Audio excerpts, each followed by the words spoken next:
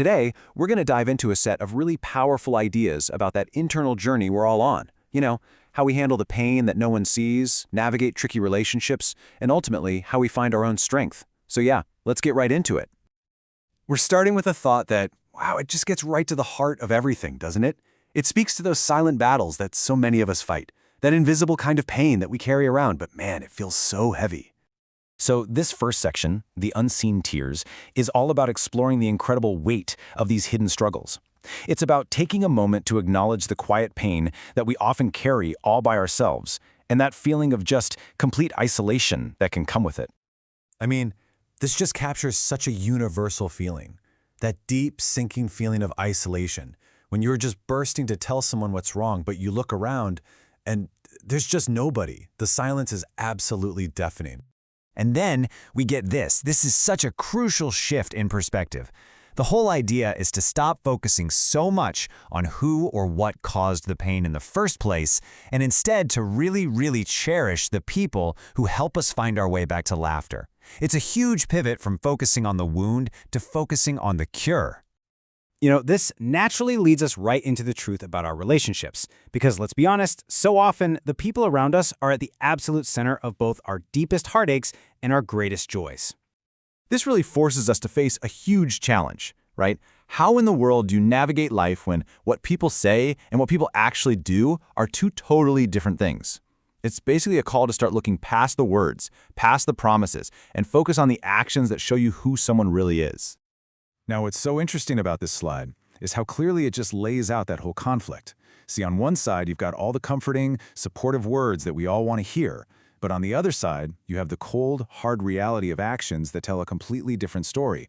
And it's in that gap, right between the two, that we so often get hurt. So understanding this leads to some pretty hard-won lessons. And look, this isn't about becoming cynical or anything.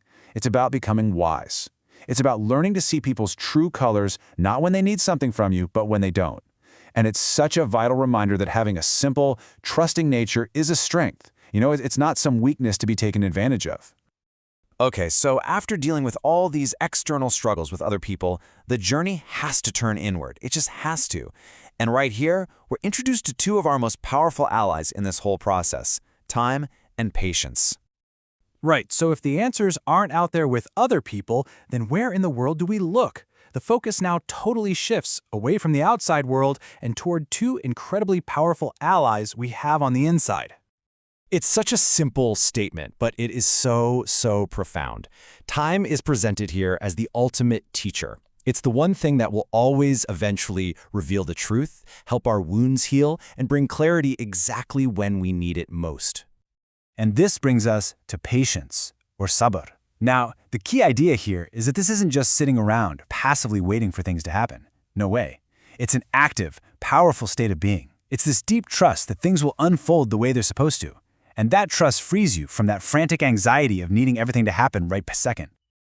This insight really encourages us to just trust the process. Even when what's happening right now feels confusing or even painful, it's a call to have a little faith that, in the grand scheme of things, the way events are unfolding has its own kind of wisdom. So, with time and patience as our guides, we can finally turn to the most critical part of this entire journey: the search for self and the discovery of our own unshakable inner strength. We can actually boil all this wisdom down into 4 pretty clear, actionable steps. Think of it like a roadmap for building that real inner fortitude. It's about moving from needing everyone else's approval to finding that conviction inside yourself. It's all about taking ownership of your life, your choices, and your own growth.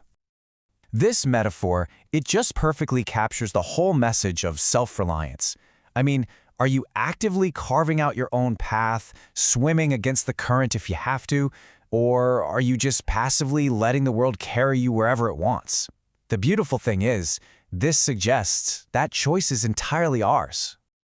And finally, this entire journey, through the pain, through the relationships, through self-discovery, it all comes together in the ultimate goal: finding a stable, resilient state of inner peace, no matter what is going on in the world outside.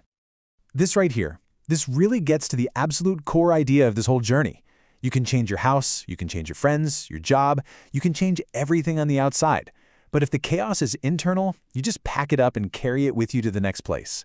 Real, lasting change has to start from within.